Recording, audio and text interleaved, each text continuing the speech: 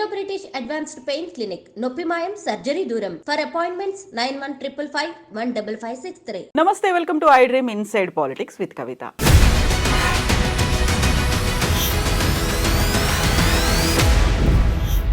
కాంగ్రెస్ పార్టీలో మిశ్రమ రియాక్షన్స్ కనిపిస్తున్నాయి. Very first time Priyanka Gandhi పార్లమెంట్లో అడుగుపెట్టబోతున్నారు.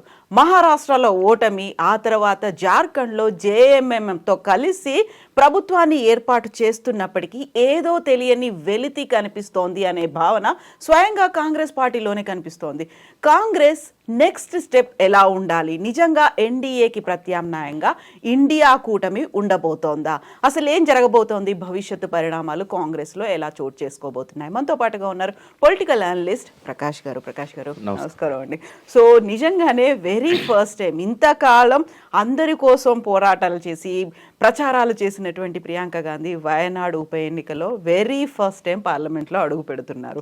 సో అక్కడ రాహుల్ గాంధీ అయితే వయనాడుకి 2 ఎంపీలు ఉంటారు, ఒకరు డైరెక్ట్ ఎంపీ ఉంటే ఇంకొకరు అనఫిషియల్ ఎంపీ ఉంటారు, అది నేను చూసుకుంటాను, మీకోసం నేను నిలుస్తాను అనే మాట చెప్పినప్పటికీ మహారాష్ట్ర, జార్ఖండ్ వీటి మీద పెద్ద హోప్స్ పెట్టుకుంది కాంగ్రెస్ ఇండియా కూటమి. ఎలా అనిపించింది ఈ రిజల్ట్స్ ఇవన్నీ చూసిన తర్వాత? అంటే ఇప్పుడు ప్రియాంకకి ఏంటంటే ఇది ఒక మంచి బిగినింగ్ అవుతుంది. చాలా ఛాలెంజెస్ ఆమె ముందు ఉంటాయి. ఎంత లేదన్నా ఆ ఫ్యామిలీకి సంబంధించిన వ్యక్తిగా జాతీయ స్థాయిలో ఆమెకు ఆ గుర్తింపు ఉంది. ఇప్పుడు ఆమె పార్లమెంట్లో తన వాయిస్ వినిపించే అవకాశం వచ్చింది. జనరల్గా ప్రియాంకలో ఇందిరాగాంధీని చూస్తారు. ఆమె ఫేషియల్ ఎక్స్ప్రెషన్స్, ఫీచర్స్ వెతికే ప్రయత్నం చేస్తాం మనం, ఈమె లోపల ఏమన్నా ఇందిరాగాంధీ పోలికలు ఉన్నాయా అని. సో ఆయన డెఫినెట్గా ఆమె ఒక ఐకాన్ ఆ పార్టీకి. సో ఒక మంచి అవకాశము ప్రియాంక రూపంలో ఈ ఎన్నికల ద్వారా కాంగ్రెస్ కలిసి వచ్చింది. సో రేపు ఆమె అపోజిషన్ లీడర్గా ఉన్నా లేకున్నా ఆమె మాట్లాడుతూ అన్నప్పుడు ఆమెకు అవకాశం ఇస్తారు. ఆమె ప్రజల వాణిని దేశవ్యాప్తంగా ఉన్న సమస్యలను ఆమె ఒక స్పోక్స్ పర్సన్ లాగా లోక్సభను ఉపయోగించుకున్నట్టయితే రేపు నెక్స్ట్ సెషన్ రాబోతున్నది. ఈ సెషన్లోనే ఆమె ఒక పవర్ఫుల్ స్పీకర్గా ఎమర్జ్ అయ్యే అవకాశం ఉంది. నేను ఆమె ఎలక్షన్ స్పీచెస్ చాలా విన్నాను. ఆమె వాయిస్ చాలా మెస్మరైజింగ్ ఉంటుంది. ఆ మాడ్యులేషన్ అంతా కూడా ఇందిరాగాంధీ మాట్లాడిన పద్ధతిలో ఉంటుంది. కాబట్టి ఇంకా ఇందిరాగాంధీతో ప్రయాణించిన తరం బతికుంది. ఆమె తర్వాత జనరేషన్ అయినా కూడా ఆమె ప్రభావం అలాంటి వాళ్ళ మీద ఉన్నది. కాబట్టి ఒకసారి ఆమెకు కలిసి వచ్చిన అవకాశాన్ని ఆమె ఉపయోగించుకున్నట్టయితే రాబోయే రోజుల్లో కాంగ్రెస్లో ఒక బలమైన నాయకురాలుగా రాహుల్ గాంధీ ఏదైతే పాత్ర పోషించలేకపోయాడో, అడుగడుగున విఫలమవుతూ వచ్చాడో, ఆ పాత్రను ఆమె పోషించే అవకాశం అయితే ఉంది. ఒక ఆల్టర్నేటివ్ ఒక లీడర్గా ఎమర్జ్ అయ్యే అవకాశం ఉంది. కాకపోతే మళ్ళీ అదే గాంధీ కుటుంబం రానియండి కొన్ని చిన్న చిన్న మార్పులు చేసుకుంటే సరిపోతుంది. అంటే ఇప్పుడు రాజీవ్ గాంధీ కానీ అంతకుముందున్న ఇందిరాగాంధీ కానీ ఒంటి చేత్తో పార్టీని నడిపించారు. సోనియా గాంధీ దగ్గరికి వచ్చేవరకు సాధ్యం కాలే. ఎందుకంటే పివి నరసింహారావు గారు ఇండిపెండెంట్గా ఎమర్జ్ అయ్యారు. ఆయన ప్రైమ్ మినిస్టర్నే కాకుండా పార్టీ నిర్ణయాలను కూడా తను ప్రభావితం చేసే విధంగా గాంధీల పాత్రను తగ్గించగలిగాడు. అందుకే ఆయన అంటే వాళ్ళ కోపం. బట్ ఆయన ఏదైతే కరెక్ట్ పాత్రలో పోయాడో అది కంటిన్యూ చేస్తుంటే ఇవాళ కాంగ్రెస్ తిరుగు లేకుండా ఉండేది. ఇప్పుడు గాంధీ కుటుంబంలో ఫ్రీడమ్ మూమెంట్లో పాల్గొన్నారు కాబట్టి దేశమంతా కూడా ఇందిరాగాంధీని, నెహ్రూను గౌరవించారు. ఎందుకంటే ఇందిరాగాంధీ కూడా ఫ్రీడమ్ ఫైటర్. ఆమె ఒక యంగ్ లీడర్గా బ్రిటిష్ వ్యతిరేక పోరాటంలో ఎమర్జ్ అయింది. ఆమె రాత్రి వచ్చి నెహ్రూ బిడ్డగా ఆమె అధికారంలోకి రాలే కదా. నెహ్రూ ప్రధానమంత్రి ఉన్న కాలంలో కూడా చాలా బాధ్యతలు ఆమె నిర్వహించింది. క్యాబినెట్లో ఉంది, పార్టీలో ప్రధాన పాత్రల్లో ఉంది, ఎప్పుడు నెహ్రూతో అంటిపెట్టుకొని ఉంది. సో వాళ్ళ చేతుల్లో పార్టీ అనేది సురక్షితంగా ఉండింది. దాన్ని ఏమాత్రం దెబ్బతినకుండా రాజీవ్ గాంధీ దాన్ని నడిపించాడు. విజ్ఞతతోని, విజ్ఞానంతోని ఆయన ఎంబడున్న ఒక శ్యామ్ పెట్రోడా లాంటి ఆనాటి పరిస్థితులకు అనుగుణంగా రైజ్ కాగలిగిన నాయకత్వాన్ని తనతో పెట్టుకున్నాడు. యంగ్ లీడర్షిప్ను తను ప్రమోట్ చేశాడు. అయితే ఆ ఇందిరాగాంధీ, నెహ్రూకున్న ఆ బ్యాక్గ్రౌండు రాహుల్ గాంధీకి లేదు, ప్రియాంకకు లేదు, సోనియా గాంధీకి లేదు. ఒక త్యాగం చేసింది ప్రధానమంత్రి పదవిని అనేది ఒకటే తప్ప ఆమెకున్న అదనపు గుర్తింపేం లేదు. ఇవాళ ఆ తరం పోయింది. కొంత వాళ్ళ ప్రభావం మన మీద ఉన్నా కూడా సోనియా గాంధీని చూపెట్టుకొని కాంగ్రెస్ పార్టీని కంప్లీట్గా గాంధీ కుటుంబానికి పరిమితం చేయాలంటే దేశం ఒప్పుకోదు. దేశంలో ఉన్న కాంగ్రెస్ అభిమానులు యంగ్ లీడర్షిప్ను కోరుకుంటున్నారు. ఇవాళ రేవంత్ రెడ్డి ముఖ్యమంత్రి అయిందంటే ఇక్కడ నాయకత్వాన్ని మార్చారు కాబట్టే కదా. కాకపోతే మన తెలంగాణకి సంబంధించి మాత్రం తెలంగాణ అని ఇచ్చింది సోనియమ్మ అనేటువంటి ఒక సెంటిమెంట్ని రేవంత్ రెడ్డి పదే పదే చెప్తూనే వస్తూ ఉన్నారు. తన జన్మదినం రోజే ప్రమాణ స్వీకారం చేశారు. మళ్ళీ ఇప్పుడు కూడా విజయోత్సవ ఏర్పాట్లు అనేవి జరగబోతున్నాయి. వాస్తవంగా ఆయన పిఆర్ఎస్ ఎందుకు ఓడిపోయింది అనే దాని పట్ల ఇప్పటికీ రేవంత్ రెడ్డికి అవగాహన లేదు. తానే ఓడించిన అనుకుంటున్నాడు. తనకు తానే ఓడిపోయాడు కేసీఆర్ అని కూడా చాలామంది అంటున్నారు. అసలు రేవంత్ రెడ్డి ఓడించిండా, కేసీఆర్ తనను తాను ఓడించుకున్నాడా తన తప్పు నిర్ణయాలతోని? ఈ రెండు తప్పు అంటాను నేను. ఈ తలరాతలు మార్చింది నరేంద్ర మోడీ అని నేను అంటా. ఇప్పటికీ నేను స్టికాన్ అయిన దానికి. కేసీఆర్ ఎదిగినట్టయితే మహారాష్ట్రలో థ్రెట్ అవుతాడు అనేది ఆ రోజే గ్రహించాడు. ఇవాళ పరిస్థితి డిఫరెంట్గా ఉండేది. కేసీఆర్ కనుక ఇక్కడ ముఖ్యమంత్రి ఉండుంటే ఇవాళ సంకీర్ణ ప్రభుత్వంలో కేసీఆర్ భాగస్వామి అయ్యేవాడు. ఇవాళ మహారాష్ట్ర రాజకీయాలు ప్రభావితం చేయగలిగేవాడు.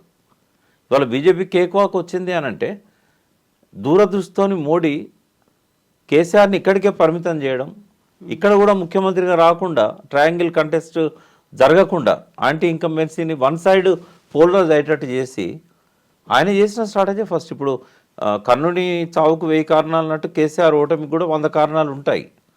బట్ మొట్టమొదటి ఓటమికి మొట్టమొదటి కారణం నరేంద్ర మోడీ.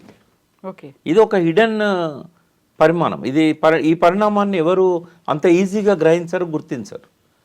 ఇప్పుడు ఏమవుతున్నదంటే బలంగా ఎదుర్కొనే పరిస్థితి లేదు రాజకీయాలలో.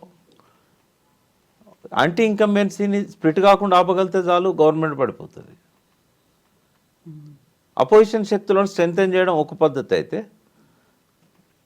ఓటును బలహీనపరచడం అది ఇక్కడ జరిగింది. ఆ 1.8 డిఫరెన్స్ రావడానికి చాలా స్థానాల్లో ముఖాముఖి పోటీలు కారణం. అది తీసుకొచ్చింది ఎవరు అంటే నరేంద్ర మోడీ. స్పష్టంగా కనబడుతుంది. దూకుడుగా పోతున్న బండి సంజయ్ని వెనక్కి లాగి 35 సీట్లలో పోటీ ఇచ్చేది వాళ్ళ కేవలం 8 సీట్లలో ఇవ్వగలిగినట్టేనే తనను తను తగ్గించుకున్నాడు. దానికి వెనకాల ఉన్న కారణాలు ఏంటి అంటే ఇవన్నీ కూడా ఇలా మహారాష్ట్ర కావచ్చు, ఇంకోటి కావచ్చు.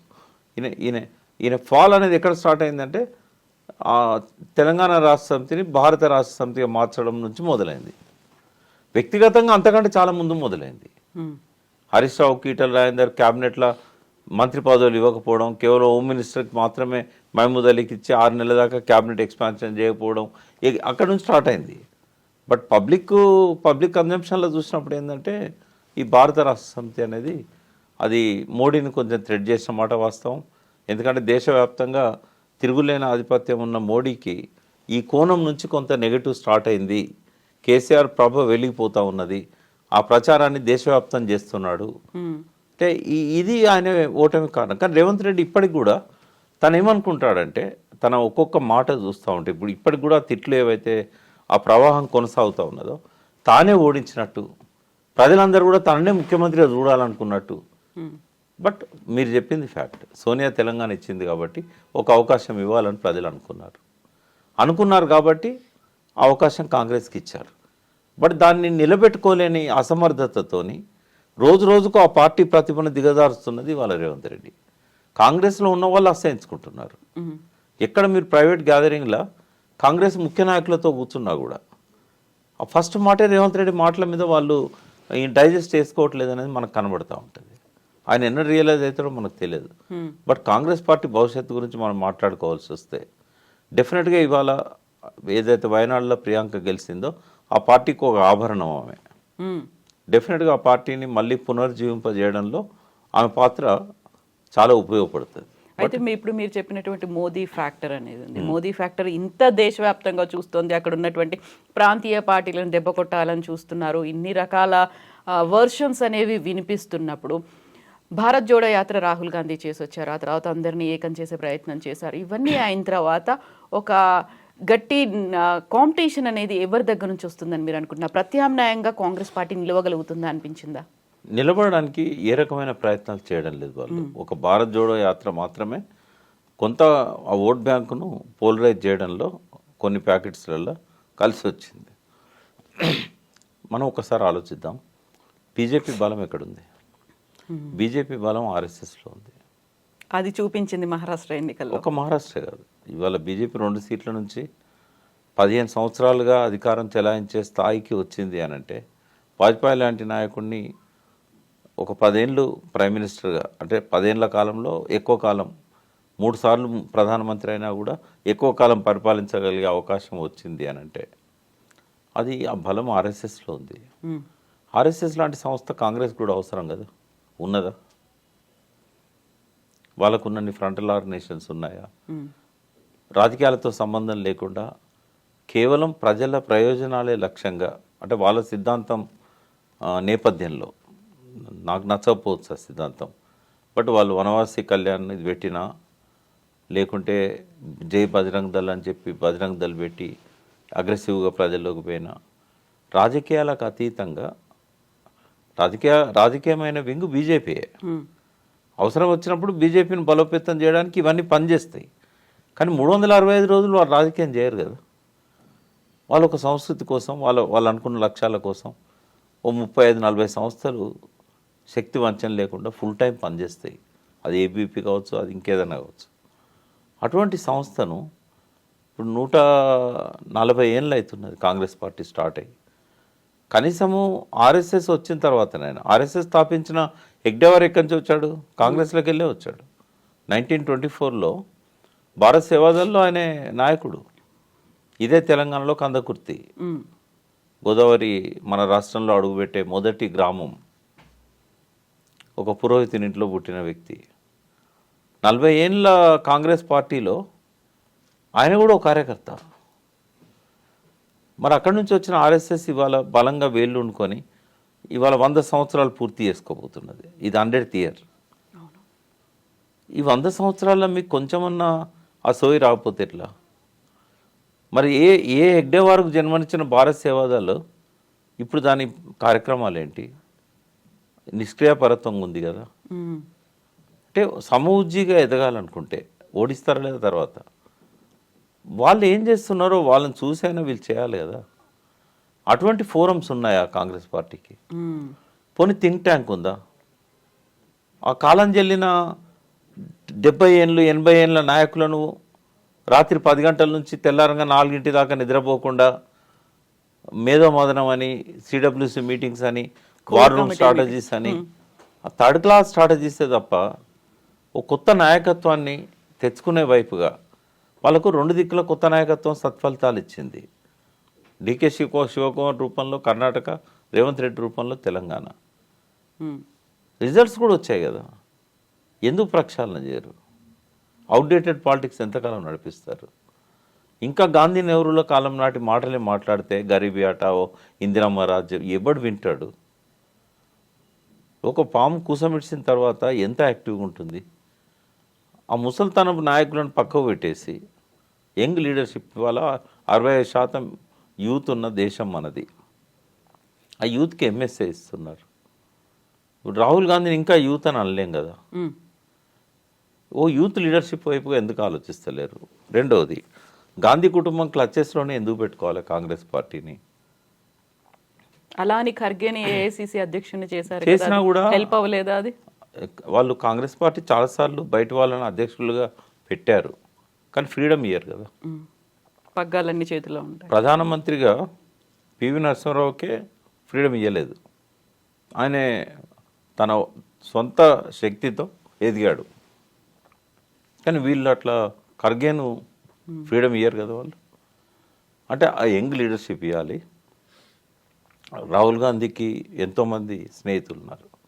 ఒకరిని అధ్యక్షుని చేసి ఆయన నాయకత్వం కింద రాహుల్ గాంధీ పనిచేస్తే ఏమవుతుంది? మళ్ళీ ప్రియాంకకి ఇస్తారు. ఇంకో 4 ఏళ్ళు ఉన్నాయి ఎలక్షన్స్. ఈ 4 ఏళ్లలో మళ్ళీ కాంగ్రెస్ పార్టీ లేవాలంటే ఇప్పుడు ఇది రైట్ టైం. మహారాష్ట్ర ఎన్నికల గుణపాఠాలు తీసుకొని బీజేపీ స్ట్రాటజీకి కౌంటర్ స్ట్రాటజీ తీసుకోవాలి. ఒకే ఒక పార్టీగా కాంగ్రెస్ అధికారంలోకి వచ్చే మాట ఇప్పట్లో సాధ్యం కాదు. బీజేపీ ఏం చేస్తుంది? ప్రాంతీయ పార్టీలను దెబ్బతీస్తూ ఉంది. కాంగ్రెస్ ఏం చేయాలి? ప్రాంతీయ పార్టీలను బలోపేతం చేయాలి. బీజేపీ యాంటీ ముస్లిం స్లోగన్ ఇస్తున్నది. దాంతో హిందూస్ అంతా బీజేపీ వైపు పోలరైజ్ అవుతున్నారు.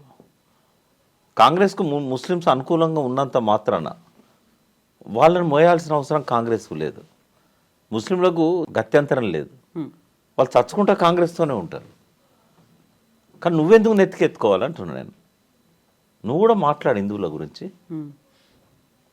మత వ్యతిరేకత ఎక్కడ రెచ్చగొట్టినా కూడా ముస్లిమ్స్ వైపు నుంచి కాంగ్రెస్ కూడా ఈక్వల్గా కండెమ్ చేయాలి. బీజేపీ చేస్తున్న వాటికి యాంటీ చేయడం కాదు, ముస్లిం టెర్రరిస్టులు చేస్తున్న దానికి కూడా యాంటీ చేయాలి. మతతత్వాన్ని ముస్లిమ్స్ ప్రోత్సహిస్తున్న దగ్గర కూడా అగైనెస్ట్గా కాంగ్రెస్ నిలబడాలి. ప్రతిసారి సమర్థించడం మాత్రమే కాదు, ఒక ట్రూ సెక్యులర్ ఎందుకు ఉండకూడదు? ఇప్పుడు ఎవరి మీద ఆధారపడుతున్నారు? ఇప్పుడు ముస్లిమ్స్ వల్ల కాంగ్రెస్కు ప్రతిభ వస్తున్నదా? ఇవాళ అధికారంలోకి వస్తున్నారంటే కేవలం ముస్లిమ్స్ వల్లనే వస్తున్నారా? ఎక్కడైతే యాంటీ బీజేపీ ఉందో అక్కడ వస్తున్నారు. ముస్లిమ్స్ అనేది ఒక ఫ్యాక్టరీ తప్ప ముస్లిమ్స్ అనే వాళ్ళను వీళ్ళు మోయాల్సిన అవసరం లేదు. వీళ్ళు మోయకపోయినా ముస్లిమ్స్ కాంగ్రెస్ను మోస్తారు అంటున్నాను నేను. ఒక సెక్యులర్ 100% సెక్యులర్ రోల్ ప్లే చేస్తూ హిందువుల పోలరైజేషన్ను కాంగ్రెస్ అడ్డుకోగలగాలి, హిందువుల మనోభావాలను గెలుచుకోగలగాలి. అది బ్రాహ్మణిస్ట్ పార్టీయే కదా మొదటి నుంచి. సరే ఫిరోజ్ గాంధీ ఇవన్నీ ఫ్యాక్టర్స్ ఉన్నా కూడా, ఇటలీ సోనియా, క్రిస్టియానిటీ, ఇప్పుడు సర్వమత సమ్మేళనం మా కుటుంబం, mother Christian, grand father Muslim, great grand father Hindu, ఈ మూడు ఉన్నాయి కదా ఆ కుటుంబంలో. కాబట్టి 100% సెక్యులర్ భావనకు కాంగ్రెస్ పార్టీ ఒక ప్రతినిధిలాగా ముందుకు రావాలి. ముస్లింల దుశ్చర్యలను కూడా ఖండించాలి. పాకిస్తాన్ విషయంలో కూడా యాంటీ బీజేపీ స్టాండ్ కాకుండా ఇవాళ ఆర్టికల్ 370 రద్దయినా కూడా పెద్దగా నష్టమేం జరగలే. ఇప్పుడు మళ్ళీ రాష్ట్ర ప్రతిపత్తి ఇవ్వాలని చెప్పి డిమాండ్ చేయాలి కశ్మీర్కి. సో లడక్ ఇష్యూస్ తీసుకొని ఫైట్ చేయాలి. కేవలం ముస్లిం పక్షపాతమే కాకుండా కాశ్మీరీ పండిట్ల మనోభావాలను కూడా గెలుచుకోగలగాలి. ఒక్కొక్క రాష్ట్రంలో ఒక్కో స్ట్రాటజీతోని యంగ్ లీడర్షిప్ను ప్రోత్సహిస్తూ ఇవాళ ఈ సమాజానికి ఏం కావాలో దానికి ప్రతినిధిగా కాంగ్రెస్ ఎదగాలి. దాంతోపాటుగా ఒక థింక్ ట్యాంక్ అనేది ఉండాలి, పార్టీ మీద హోల్డ్ ఉండాలి. ఇక్కడ ఇంత జరుగుతున్నా రాహుల్ గాంధీ వచ్చి నోరు మెదపకుండా మీడియాను కలవకుండా పోవడం అనేది అది ఒక నాయకుడు చేయగలిగిందేనా? ఒక దేశవ్యాప్తంగా ప్రతిపక్ష బాధ్యత నిర్వహిస్తున్న ఒక నాయకుడు అధికారం వచ్చినాక సంవత్సర కాలానికి దాదాపు 10 నెలలకు తెలంగాణకు వచ్చి మీడియాను ఫేస్ చేయలేక, ఇక్కడ జరుగుతున్న వాటిని ప్రశ్నించలేక చల్లగా జారుకోవడం అనేది ఏదైతే ఉన్నదో అది ఆయన ప్రతిభను మసగమారుస్తుంది తప్ప ఆయన నాయకత్వాన్ని స్ట్రెంథెన్ చేసే క్యారెక్టర్ కానే కాదు. ఎన్ని వాగ్దానాలు చేశాడు. నీ హామీలను చూసి జనమే ఓట్లేశారు కానీ రేవంత్ రెడ్డిని చూసి వేయలే కదా. నీ కామారెడ్డి బీసీ డిక్లరేషన్ ఏమైంది? ఇవన్నీ మాట్లాడాల్సిన సమయం వచ్చినప్పుడు ముఖం చాటేయడం అనేది ఒక లీడర్షిప్ లక్షణం. అది ఒక్క మాటలో చెప్పాలంటే రాహుల్ గాంధీనే ముందు పెట్టుకుంటే కాంగ్రెస్కు భవిష్యత్తు లేదు. యంగ్ లీడర్షిప్ను ముందు పెట్టి రాహుల్ గాంధీ, ప్రియాంక గాంధీ దాన్ని నడిపించినట్టయితే ఇక సోనియా గాంధీ నుంచి మనం ఏమి ఎక్స్పెక్ట్ చేయలేము. ఎందుకంటే ఆమె క్యాన్సర్తో ఇప్పటికీ బాధపడుతున్న మహిళ, ఏజ్ ఫ్యాక్టర్ అన్నది చేయగలిగినంత చేసింది. ఆమెకు 1000 సార్లు చేతులెత్తి దండం పెట్టినా కూడా తెలంగాణ ప్రజలు ఆమె రుణం తీర్చుకోలేరు. ఆమె లేకపోతే తెలంగాణ రాదు. ఇంకా దాని గురించి డిస్కషన్ అనవసరం. నడిపింది కేసీఆర్ కావచ్చు, తీసుకుపోయింది అక్కడ దాకా కేసీఆరే కావచ్చు. కానీ క్రెడిట్ ఇవ్వాల్సి వస్తే ఖచ్చితంగా సోనియా గాంధీకి ఇవ్వాలి. నేను ఖచ్చితంగా చెప్తున్నా, ఆమె లేకపోతే తెలంగాణ రాకపోయేది. ఎప్పటికీ మర్చిపోయేవాళ్ళం. ఎన్ని ఉద్యమాలు వచ్చినా, ఎంత రక్తపాతం జరిగినా తెలంగాణ మాత్రం వచ్చేది కాదు. అటువంటి వ్యక్తి ఇంకా ఆమెను శ్రమ పెట్టాల్సిన అవసరం లేదు. ఆమె జీవితం ధన్యమైంది. ఆ ఫ్యామిలీలో త్యాగాలు చేసిన కుటుంబం నుంచి పిల్లల్ని పెంచింది, పెద్ద చేసింది, ఆ పార్టీకి జవసత్వాలు ఇచ్చింది. ఇప్పటికీ ఆ పార్టీ బతికుండేలా చేయగలిగింది. ఇప్పుడు నడపాల్సిన బాధ్యత ఈ దేశ యువతది. ఒక పెద్ద ప్రమాదం బీజేపీ రూపంలో ముంచుకొస్తూ ఉన్నది, మతత్వం రూపంలో. ఈ దేశ సంస్కృతిలో మత సామరస్యం ఉంది కానీ మత విద్వేషం లేదు. అయితే కాంగ్రెస్ రాహుల్ గాంధీ, ప్రియాంక గాంధీ వాళ్ళకి ఇంకా లైఫ్ ఉంది. ఆ గాంధీ కుటుంబ ప్రతినిధులుగా వాళ్ళకి ఆ గౌరవం కూడా ఉంది. కానీ వాళ్ళ పార్టీని నడపాలంటే వాళ్ళు సరిపోరు. వాళ్ళ వాయిస్కి ఇంపార్టెన్స్ ఇవ్వచ్చు జనం, బట్ ఆ పార్టీని మళ్ళీ తిరిగి జవసత్వాలు తీసుకురావాలంటే కొత్త ఆలోచనలు కావాలి. బీజేపీ చేస్తున్న దానికి ప్రత్యామ్నాయంగా ఆ స్థాయిలోనే ఆ పార్టీని ఎదగనివ్వాలి, ఎదిగించాలి, ఆ లెవెల్కి తీసుకెళ్ళగలగాలి. ఇప్పుడు సమవుజ్జి కాదు కాంగ్రెస్కు, బీజేపీకి కాంగ్రెస్ సమవుజ్జి కాదు. ఇంకొక ఆల్టర్నేటివ్ వాళ్ళకు ఉన్నది ఏంటంటే దేశవ్యాప్తంగా ఉన్న ప్రాంతీయ పార్టీలకు ఊతమిచ్చి ఎంబడి పెట్టుకొని రేపు కాంగ్రెస్ భవిష్యత్తు వీటితో ఉన్నదని చెప్పి నమ్మి విద్వేషాలకు తావు లేకుండా వాటిని ఎంకరేజ్ చేస్తూ వాటిని తాము వెంట తీసుకుపోగలగాలి. ఎప్పటికైనా బీజేపీకి చెక్ పెట్టేది ఈ దేశాల్లోని ప్రాంతీయ పార్టీలే. ఇప్పుడు సౌత్ ఇండియాలో అవి నిలబడలేకపోతున్నాయంటే ప్రాంతీయ పార్టీల వల్లనే. కాబట్టి ఆ ప్రాంతీయ పార్టీలను ఎదగనియాలి, వాళ్ళతో తీసుకెళ్ళాలి. అవసరమైనప్పుడు 4 సీట్లు ఎక్కువ ఇచ్చైనా కూడా, ఇప్పుడు జార్ఖండ్ ముక్తి మోర్చా లేకపోతే అలా అధికారం లేదు అక్కడ కాంగ్రెస్కి. ఇది గ్రహించాలి. అంటే ఈ ఎలక్షన్లో 2 గుణపాఠాలు ఉంటాయి. ఒకటి తమ బలంతో గెలవలేమనేది ఒకటి తేటతెల్లమైంది. బీజేపీ పట్ల ఎంత వ్యతిరేకత ఉన్నా కూడా తను సరిపోతలేననేది అర్థం చేసుకోవాలి కాంగ్రెస్. జార్ఖండ్లో వచ్చింది అని అంటే అది బీజేపీ దుశ్చర్యల్ని అక్కడ ప్రజలు తిప్పికొట్టారు, జేఎంఎంను నెత్తికెత్తుకున్నారు. జేఎంఎంతో కలిసిపోయినాం కాబట్టి మనకు గౌరవం వచ్చింది. ప్రతి రాష్ట్రంలో కూడా ప్రాంతీయ పార్టీలను తమతో పెట్టుకోగలిగితే కాంగ్రెస్కు మళ్ళీ పునర్వైభవం వస్తుంది నెక్స్ట్ ఎలక్షన్స్లో. అది చేయకపోతే తను స్వతంత్రంగా ఎదగలేదు, ప్రాంతీయ పార్టీల సపోర్ట్ లేనిది ఎప్పుడు ఇదే పరిస్థితి వస్తుంది. ఉన్న 2 రాష్ట్రాలు కూడా ఇంకా 2 ఇయర్స్ లోపల పోతాయి. ఈ 2 రాష్ట్రాల పరిపాలన కూడా కంటిన్యూ కాదు. ఎందుకంటే బీజేపీ నెక్స్ట్ టార్గెట్ ఈ 2 రాష్ట్రాలే. కాబట్టి మళ్ళీ ఒకసారి వాళ్ళు పునరాలోచించాలి, నాయకత్వ మార్పిడి జరగాలి. ఆ గాంధీ ఫ్యామిలీ నుంచి ఆ పార్టీని యూత్ నాయకత్వంలోకి తీసుకురావాలి. ఎస్ ప్రకాష్ గారు, థ్యాంక్ యూ సో మచ్ అండి. Thank you.